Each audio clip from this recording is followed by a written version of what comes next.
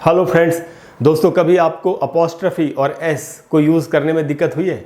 हर student को कभी ना कभी ये दिक्कत होती है और बड़ी तकलीफ़ों का सामना करना पड़ता है। काफ़ी कन्फ्यूजन होती है, कई बार बहुत लोग बता नहीं पाते।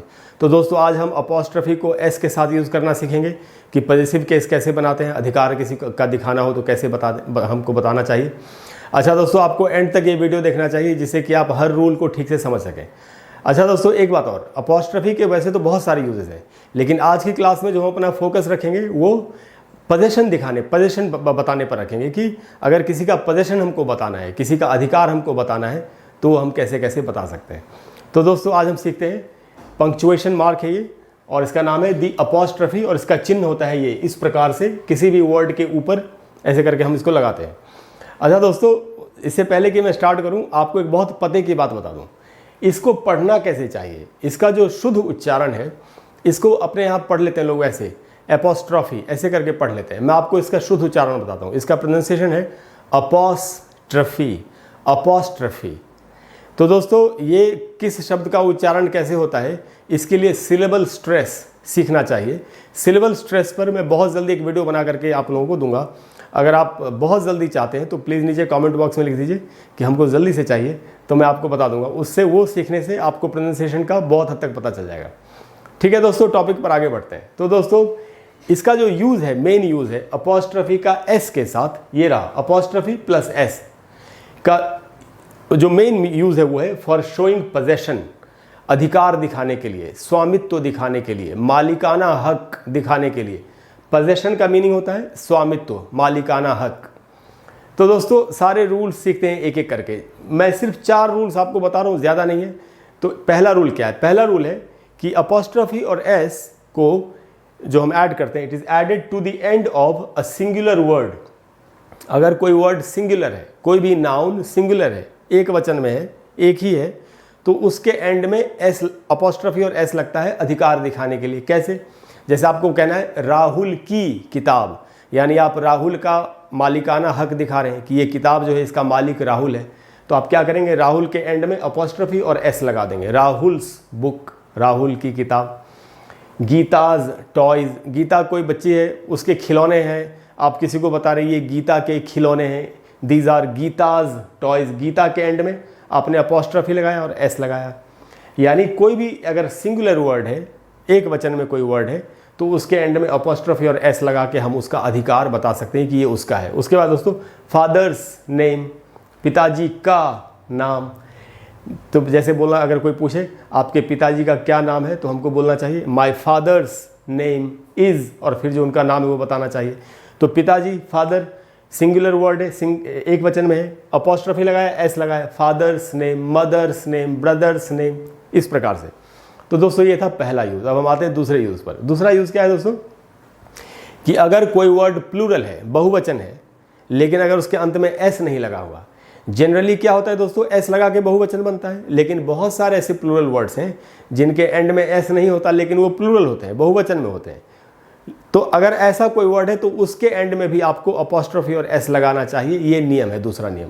तो यहाँ कहा जा रहा है added to the end of a plural word, added to the end of a plural word not ending in S. अगर कोई ऐसा बहुवचन में शब्द है, प्लूरल वर्ड है, जो एस से ख़त्म नहीं हो रहा, उसके अंत में भी हमको अपॉस्ट्रफी और एस लगाना चाहिए। कैसे? जैसे पीपल का मतलब होता है लोग। इसको कई बार लोग अनजाने में पीपल्स पढ़ लेते हैं, मतलब कि लोग बहुत ज़्यादा है तो पीपल्स होगा, नहीं, वो गलत है। पीपल का ही मतलब है लोग, और वो बहुवचन का वर्ड है, प्लूरल वर्ड है। तो लोगों का अगर बोल रहा हूँ, लोगों का, तो हमको पीपल में अपॉस्ट्रफी और एस लगाना चाहिए। पीपल्स लाइव्स, लोगों की जिंदगियाँ, पीपल्स लाइव्स। वुमेन एक शब्द है जिसका मतलब होता है महिलाएं, एक वर्ड है वुमन, WOMAN, वुमन का मतलब होता है एक महिला। प्लूरल बनाना हो, महिलाएं बहुवचन, तो आपको WOMEN लिखना चाहिए, वुमेन यानी महिलाएं। तो अगर महिलाओं के कपड़े, महिलाओं का दिन, वुमेन में अपॉस्ट्रफी और एस लगाए। वुमेन्स क्लोथ्स, महिलाओं के कपड़े, आपको बोलना चाहिए वुमेन्स डे, यानी महिलाओं का दिवस, महिला दिवस। उसके बाद है दोस्तों चिल्ड्रंस बुक। अब चाइल्ड का मतलब होता है एक बच्चा, और चाइल्ड का प्लूरल होता है चिल्ड्रन। कई बार लोग चिल्ड्रन में एस लगा देते हैं, उनको लगता है कि बच्चे हैं ना एक से ज़्यादा, तो एस लगना चाहिए, नहीं। चिल्ड्रन अपने आप में एक प्लूरल वर्ड है, उसमें एस नहीं लगेगा। चाइल्ड होता है सिंगुलर और उसका प्लूरल है चिल्ड्रन। तो बच्चों का अगर बोलना हो तो चिल्ड्रन मतलब बच्चे, अपॉस्ट्रोफी एस लगाया, मीनिंग हो गया बच्चों का। बुक किताब, चिल्ड्रंस बुक बच्चों की किताब। तो दूसरा रूल ये था दोस्तों। अब आते हैं दोस्तों तीसरे रूल पे। तीसरा रूल है कि an apostrophe alone is added to plural words ending in S. अगर कोई ऐसा शब्द है, आप ध्यान से सुनिए, अगर कोई ऐसा प्लूरल वर्ड है, बहुवचन में है, जो एस से ख़त्म हो रहा है, तो उसके अंत में आपको सिर्फ अपॉस्ट्रोफी लगाना है, ये एस नहीं लगेगा। कैसे? जैसे लड़कों का हॉस्टल। अब एक लड़के को बोलते हैं बॉय और एक से ज़्यादा लड़के हैं तो हम क्या बोलते हैं? बॉयज़। एस लगा के बहुवचन बनाते हैं। अब हमको बोलना है लड़कों का, तो लड़के हैं बॉयज़, तो इसमें सिर्फ अपॉस्ट्रोफी लगाएंगे, एस नहीं लगेगा। बॉयज़ हॉस्टल, लड़कों का हॉस्टल। गर्ल्स रूम, लड़कियों का कमरा। ऐसे बोल रहा हूँ। कामगारों के अधिकार, वर्कर्स राइट्स, तो वर्कर्स एक से ज़्यादा वर्कर कामगार है, उनके अधिकार, वर्कर्स एस से ख़त्म हो रहा है, उसमें सिर्फ अपॉस्ट्रोफी लगा, एस नहीं लगा, राइट्स। तो दोस्तों तीसरा रूल ये है कि अगर कोई प्लूरल में वर्ड है और उसके एंड में एस लगा हुआ है बहुवचन बनाने के लिए, प्लूरल के लिए, उसका अगर आपको पजेसिव बनाना हो, पजेशन केस में बनाना हो, तो उसमें सिर्फ अपॉस्ट्रोफी लगेगा, उसके एंड में एस नहीं लगाएंगे। क्लियर है बिल्कुल दोस्तों अभी तक? चौथे रूल पर आते हैं। चौथा रूल है कि अगर कोई word and of names and singular words, अगर कोई ऐसा सिंगुलर वर्ड है जो नाम है, अगर वो नाम है किसी का, तो उसके एंड में अगर एस है तो आपको अपॉस्ट्रोफी के साथ एस लगाना चाहिए। क्या कहा जा रहा है? Apostrophe and S is added to the end of names and singular words ending in S. अगर कोई सिंगुलर वर्ड है और वो एस से ख़त्म हो रहा है, यहाँ क्या था, अगर कोई प्लूरल वर्ड था जो एस से ख़त्म हो रहा था, उसमें सिर्फ अपॉस्ट्रोफी लगाना है। अब क्या कहा जा रहा है कि अगर कोई सिंगुलर वर्ड है वो एस से ख़त्म हो रहा है, या किसी का नाम है जो एस से ख़त्म हो रहा है, ऐसे सिंगुलर वर्ड्स में बहुवचन बनाने के लिए, पोजीशन बनाने के लिए, अधिकार दिखाने के लिए आपको अपॉस्ट्रोफी और एस दोनों ही लगाना चाहिए। कैसे? जैसे जेम्स नाम है किसी का, कहा जा रहा है जेम्स की कार, तो जेम्स तो एस से ख़त्म हो रहा है और वो सिंगुलर है और नाम है किसी का, तो अपॉस्ट्रोफी और एस लगेगा। और उसको पढ़ेंगे कैसे? जेम्सेस कार, हालांकि बीच में ई नहीं है लेकिन वैसे ही पढ़ना पड़ेगा। जेम्सेस कार यानी जेम्स की कार।